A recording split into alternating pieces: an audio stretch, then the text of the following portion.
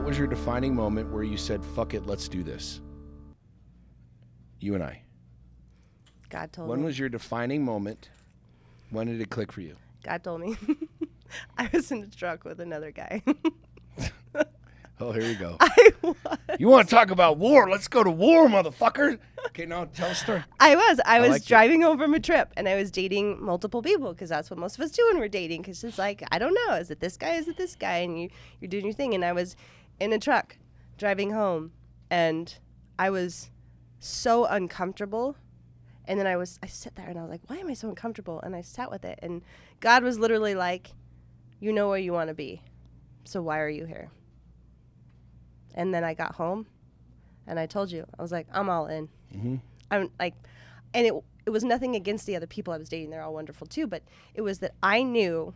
Not wonderful enough, apparently. Energetically, that you were the man that Mm-hmm. I truly wanted to be with all of my heart and all of my soul. And I made that decision. And it doesn't mean we didn't become exclusive that day. Right. I made that decision. And it literally just clicked that day. Yep. And I honored that. And everybody's got a story, and it doesn't need to be this romantic, you know, so we were sitting on a mountaintop and this and the other. You were literally with another dude. And God was like, yo, this ain't your dude. Like, Sean's your dude. Yeah. And you were like, okay. For me, I was driving home from the racetrack one day, and it's weird, like, because like this is what makes our relationship cool. Is there's a lot of stuff in our experience together that would have otherwise been deal breakers had we been operating with our old operating system. Yeah. Like you and I upgraded ourselves and up-leveled ourselves emotionally, psychologically. That some of the things that we even experienced together 6 months prior would have been deal breakers. We would have never talked to each other again. Yeah. Or had we been with other people, right? And like literally, Sax has told me this. I knew you were on a trip with another dude and doing your thing. I saw your social media. I know the game, whatever. And the same, almost this very similar situation with me. I was driving home from the racetrack one day, and I remember you texting me. And, you know, we had not, to this point, talked about being exclusive. We were seeing each other more and more and more. And, you know, you were doing you, I was doing me, but energetically we were both drawing closer to each other, but neither of us had that click, that aha moment where it was like, I'm all in.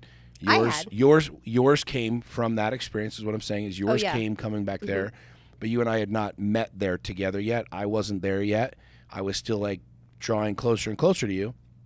I'm driving home from the racetrack, and I get a text message from you, and you said, just so you know, I just got these text messages from this girl who I was still seeing, and, you know, she sent me a bunch of screenshots and and the whole thing. And instantly in my mind, I was like, yep, there it is. Like, she's going to say, oh, you're a piece of shit, I wasn't lying to you. I wasn't deceiving you. Right. I wasn't being dishonest to you. We had never talked about being exclusive. I had never said we were exclusive. And in that moment, I was like, okay, this is where she bounces. This is where she explodes. And I remember picking up the phone, calling you, saying, are you good? Do you want to talk about this? And to be totally candid, at the time I was feeling more and more and more feelings for you, and stronger connection to you, and a lesser connection with other people. And I was pulling away from other people and moving in the direction of you and I. And obviously these people that I was with knew that and felt that and saw that and became very bitter about this, hence sending you text messages. Yeah. And I remember you saying to me, you know, no, this has nothing to do with me. And like that rocked me. I was like, what the fuck did she just say? You said, no, this has nothing to do with me. This is, you know, truly nothing to do with you and I. This is obviously something that, as I saw these text messages, I have an emotion around them, but you and I have never talked about being exclusive. You know where I am, and this is what it is. And I remember being dumbfounded. I remember in my mind thinking, like, she's either exactly what I've scripted and exactly what I've wanted, or she's completely full of shit. You're either the best fucking liar and the best manipulator, or you are literally exactly what I want. And in that moment, as I was driving home, I remember like having a conversation with God. I was like, all right, dude, I'm going to try this. Like, I'm in. Like, I had not been willing to be all in. I had not wanted to be all in. I had been terrified of being all in. Yeah. And that drive home, as I said to you on the phone, I'm like, all right, cool, come over and let's have some dinner and watch a movie or whatever. You're like, okay. And I remember hanging up, having a conversation with God, like, okay, like, you're putting this woman in front of me that This is literally the exact scenario that I've wanted to have with a woman. That was mature. They could have a conversation around intense things with me. It wouldn't be losing her shit little girl stuff that I had experienced in the past. Yeah. And I remember telling God, okay, I'm in. And I told God before I told you, I was like, I'm in 100% on this deal. And I'm going to go full tilt with Saxony. Like, I'm going to give her everything. And that in that moment, everything was different. I shut everything else off. You shut everything else off. We both had a conversation and said, let's do this. And I think that's what helped us we got married. Nobody even knew we were getting married. We just fast-tracked the whole thing. It was like, when you get to a certain place, in my opinion, guys, like, especially those of you that are dating, like, time's irrelevant.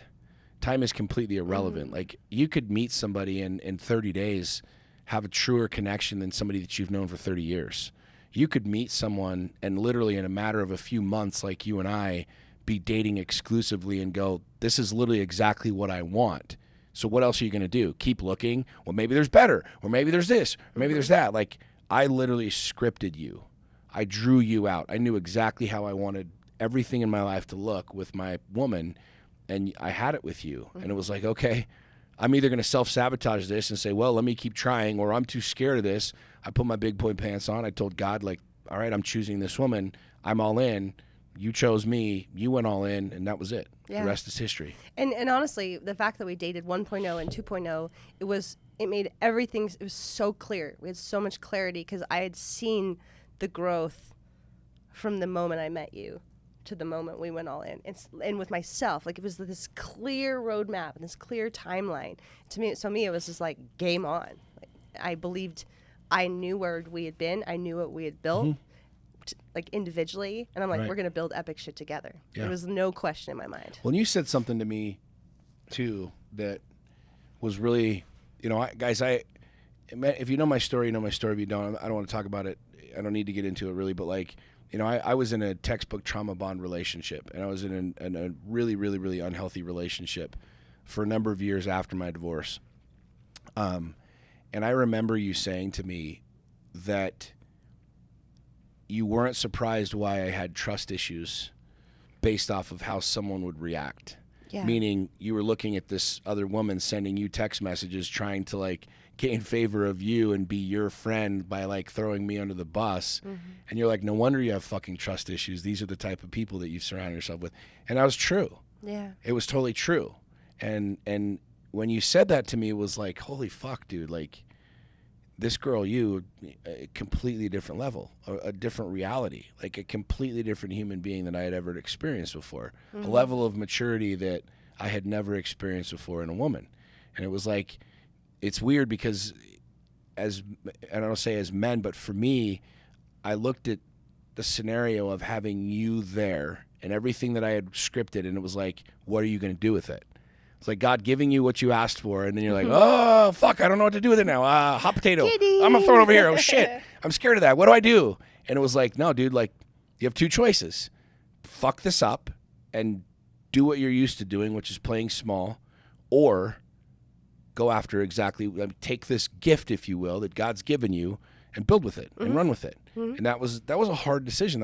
That was a truly hard decision. But what was really interesting to me is you showed up in the exact ways that I needed to trust and to believe. Yeah. And I think, vice versa. There's some experiences that I know that we've both had together in that regard, and things that you've said to me in ways that you've just shown up where that experience never came back up.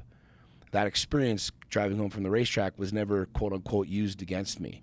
It was never used as a manipulative tool. It was never thrown back in my face. It was just like, this is what it is. Here's where I stand. Here's where you stand. What are we going to do? And it completely rewrote the game for me. Hence, here we are. Here we are. Yeah.